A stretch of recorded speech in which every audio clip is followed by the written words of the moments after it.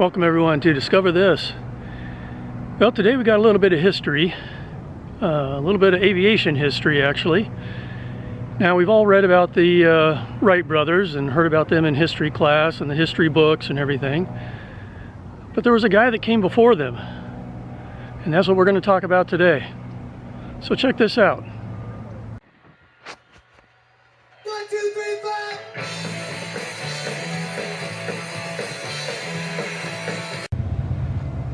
So John Joseph Montgomery was from Yuba City, California, up in the Northern California area.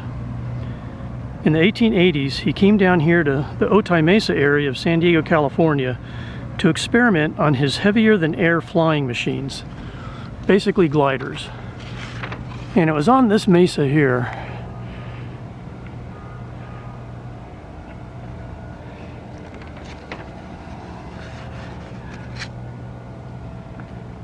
and you can see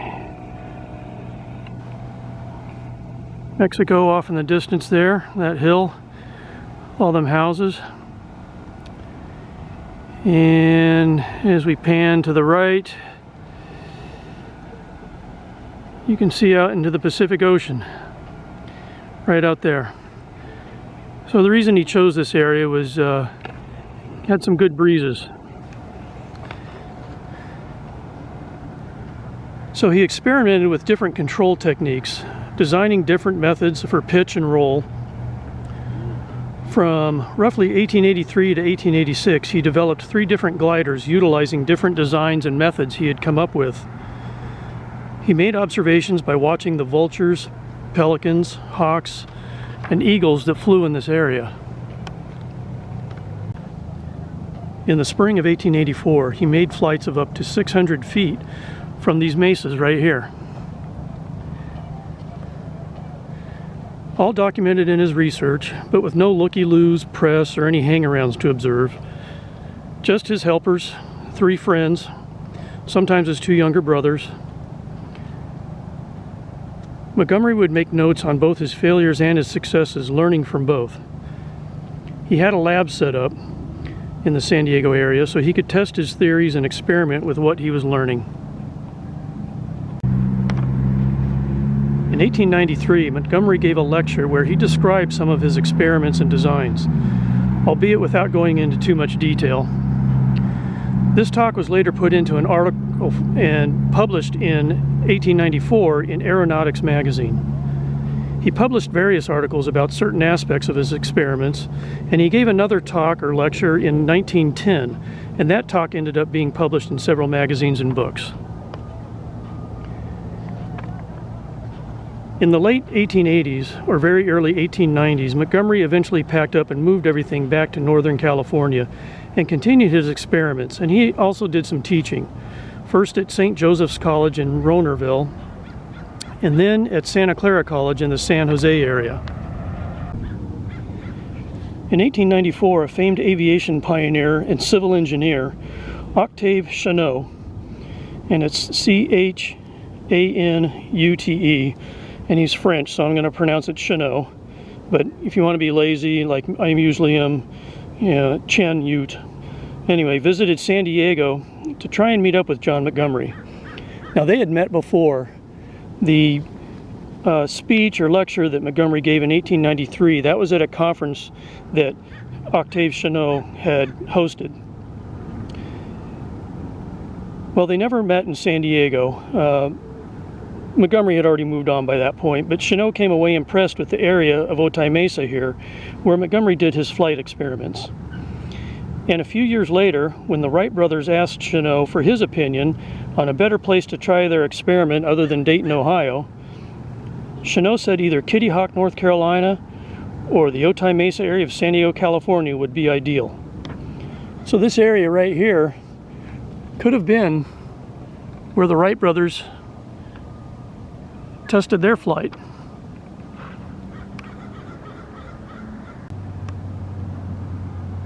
So now Montgomery, again, was testing heavier than air aircraft.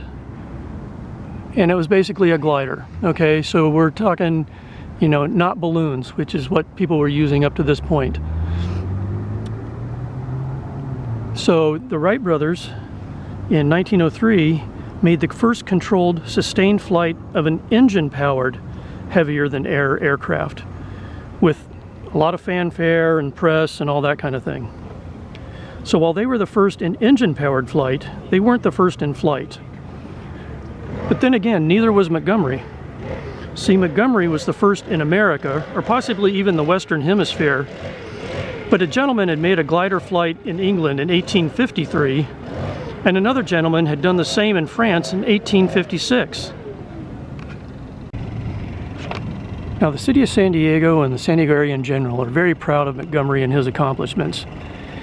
And in 1950, they erected this monument to him on this mesa where he did his experiments, his test flights. And they erected this large wing. And this is actually a test wing panel from a consolidated B-32 Dominator. And they put up this monument sign.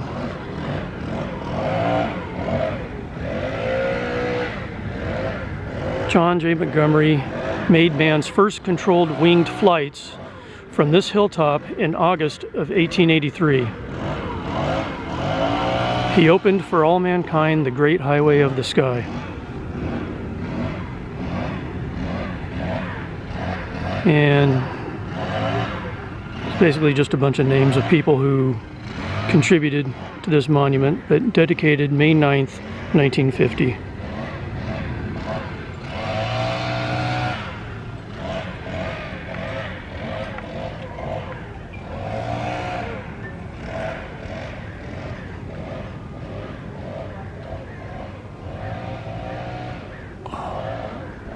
Right here on the very mesa where he did his flights.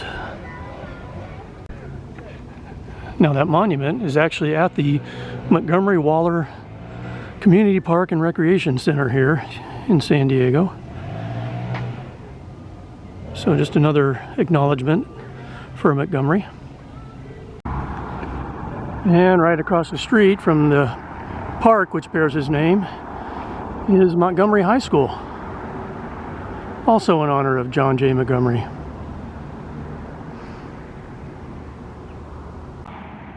And in the Kearny Mesa area of San Diego, we have John J. Montgomery Drive, which leads you to Montgomery Gibbs Executive Airport, or more commonly known as Montgomery Field.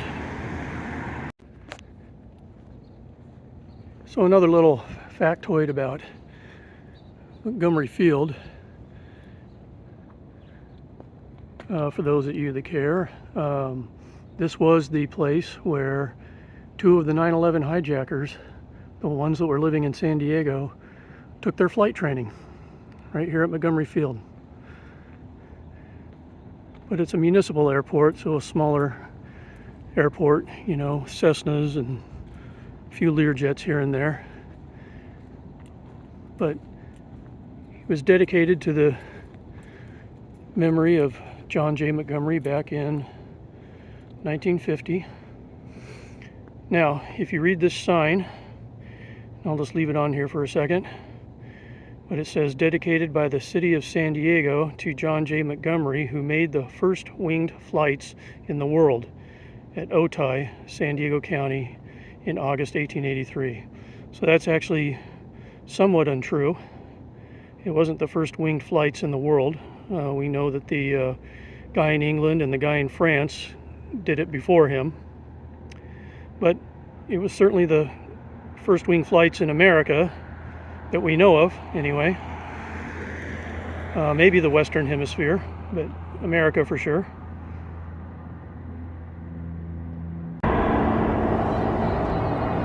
So here in Balboa Park in San Diego, at the Air and Space Museum, they have a display of John J. Montgomery and a replica of his 1911 Evergreen glider. So if you want to come into this museum and check that out, they have some fantastic displays of all different types of aircraft and space memorabilia. But the Montgomery glider the replica is on display here. If you want to come and check that out and see just how big it was and things of that nature. So with Montgomery moving back to Northern California, he continued his experiments and had other successful test flights of gliders, and these flights contributed to the general knowledge of aviation. Now Montgomery would name his gliders. The one he flew in Otay Mesa with his first successful flight was named the Gull, and one of his later gliders in Northern California was named Evergreen.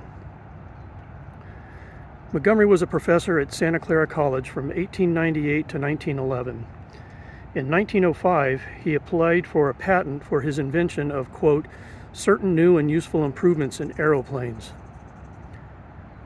On October 31st, 1911, Montgomery was flying his Evergreen glider in the foothills of East San Jose when he crashed and died. The spot he was flying in is now the location of Evergreen Valley College, and the hill he flew off of is now called Montgomery Hill. And here's a picture of him flying off that hill. And then this photo was taken of that last flight, and he crashed right after this photo was taken. So this is probably the last photo of John J. Montgomery's life. He was inducted to the National Aviation Hall of Fame in 1964 and the U.S. Soaring Hall of Fame in 2002. And he is laid to rest in Holy Cross Catholic Cemetery in Colma, California, in his wife's family's plot. So John Joseph Montgomery successfully flew a heavier than air aircraft about 20 years prior to the Wright brothers. Now you don't really hear too much about him. Now granted, his was a glider and the Wright brothers was engine powered, but both sides fudge a little on being the first at this or that. But that's the story of John Joseph Montgomery and his contributions to aviation and the tests he did and experiments he did. So I appreciate you taking the time to watch this video. Hope you enjoyed it. Hope you learned something. And we will see you next time on Discover This.